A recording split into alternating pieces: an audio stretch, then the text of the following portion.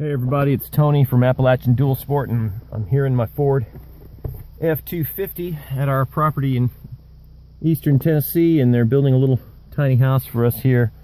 But I wanted to talk to you about a trip I've got planned that's coming up, and I'm going to be using my Motor Carrier's Road Atlas here to just basically draw in to try to plan out a route. And what this is, it's going to be for my 50th birthday.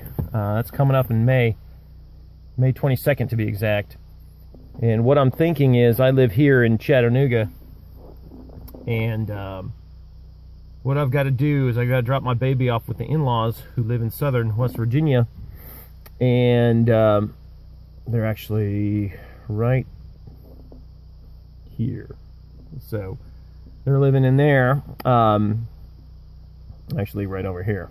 It's hard to, no, wait, right there. Somewhere in there. Yeah, anyway, that's where they live. So I got to drop my single little beautiful little baby girl off there to get my journey started. And what I was thinking was I would head basically due west and ultimately end up in Las Vegas, where my wife and then hopefully my father and brother and sister will fly in to help me celebrate my 50th birthday.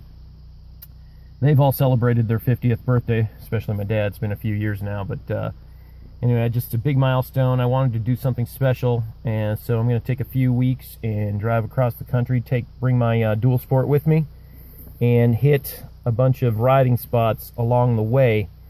And so what I'm thinking is I'm going to ride and make a beeline to about here where Texas and New Mexico meet. And then I'm going to just start looking for places where I can stop for a day or two, hit some dual sport loops, and then move on. Spend another few days, hit some dual sport loops, and move on. And then meet my family in Las Vegas, and then on the way home, maybe come up through Utah, ending back up in Moab, and then hauling ass and getting back home.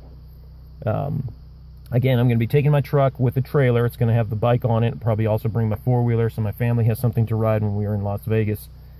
But I hope to hook up with Everride and go riding with him in St. George, Utah, and then on the way home, just come back this way through Utah and Colorado. Now, I'm going to make this trip, like I said, early May, so a lot of the high altitudes might still have snow.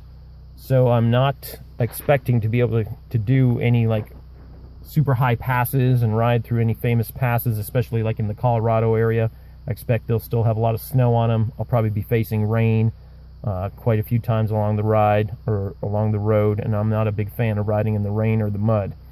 So anyway, I'm looking for suggestions from anybody to send my way as to what riding spots to not miss on this epic cross-country journey. Remember, I am not riding my bike, I'm taking the truck, so I'm going to just basically ride at spots along the way. So if anybody is available to ride with me, I'd certainly love that. And I'm also looking forward to your suggestions along my route. I can divert to the north or to the south a little bit, but I don't want to go hours and hours. Like, I don't want to drive way up here to Wyoming or anything. So it's got to be somewhere along, let's just say this Highway 40 area here. So that goes basically all the way from Las Vegas all the way until we get through to Missouri, where it turns to 44. I've done this route before through Little Rock, Memphis, Nashville.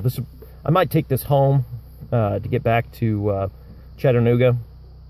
So I might come back this way on 40, but on my way to Las Vegas, I'll be taking probably 44 and then hitting 40, coming back down this way. So anyway, looking forward to your suggestions and hearing anything you might have to say about this route and where some good riding along the way might be. All right, talk to you soon. Out.